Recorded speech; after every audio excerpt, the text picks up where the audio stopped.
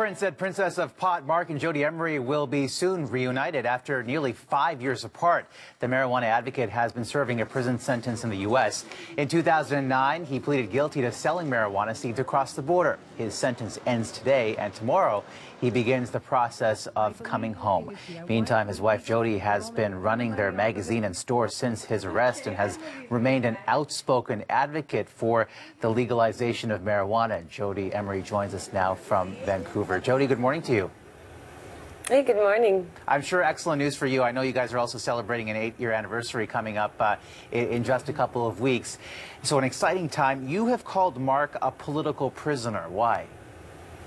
When Marc was arrested in 2005 by U.S. agents here in Canada, the DEA of America said it was all about his legalization funding. We have the press release and DEA files easily found online that show they traced all the money and proved that it was given to political groups, court cases, ballot initiatives. So they admitted on the day of his arrest that it was meant to be a significant blow to legalization movement, and they are actually the ones who have suffered the significant blow now. So much has changed in the 5 years since Marc went into prison, especially when it comes to attitudes towards pot. We were talking a little bit yesterday about how it became legal to sell marijuana in Washington state. Several states have legalized it.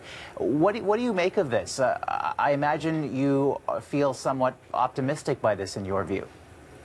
Of course, it's all really involved with what Marc did. 20 years ago, there was no medical marijuana. There was nothing in the U.S. or Canada, and Marc started selling seeds and said, buy seeds from me to grow your own marijuana, and I'll use the money to finance political reform. And he did. He was very successful. Now we have 22 medical states, 17 decrim, and 2 legal, with Alaska and Oregon joining in this year, too. So we've seen a lot of positive reform because Marc sent them millions of dollars in seeds to make it happen. And we even worked with the activists in Colorado and Marc's own prosecutor in Washington state to legalize marijuana in those states to set an example. And I can see Washington from my window. I see Mount Baker, so I'm a little envious they get to enjoy it down there. But it's also perfectly fitting that the first day of marijuana sales by a state government happens in the state Marc was extradited to when he's finishing up his sentence. When's the last time you spoke to Marc?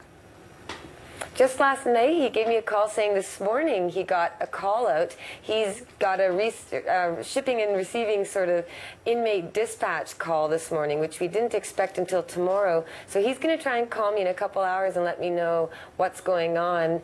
But yeah, he's just waiting to get sent off to a deportation facility where they'll have to fly him home at an unknown date. So at this point, we really have no idea when or where he's coming home.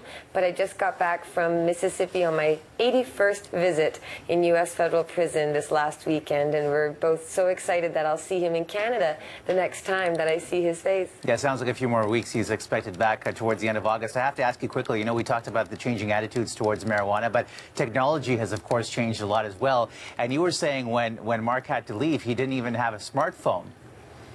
He's never sent a text message, and at first he didn't even want to get a cell phone coming home because he's read about how everyone's glued to these little screens walking around in the world. And I'm sure he'll get one, though, because he'll stay in contact, and I'll want to keep in touch with him. But when he does get back, it's going to be through Detroit and Windsor, so we'll be out in Toronto, out east, meeting people, speaking there, and he'll find clothing and a smartphone and new glasses there in Toronto. Yeah, a huge process of readaptation, and I know you have a 30-city tour coming up, which will take you across the world, to Spain, to Ireland, to Amsterdam, so a busy time ahead for you both. Thanks for joining us. Hey, thanks for having me.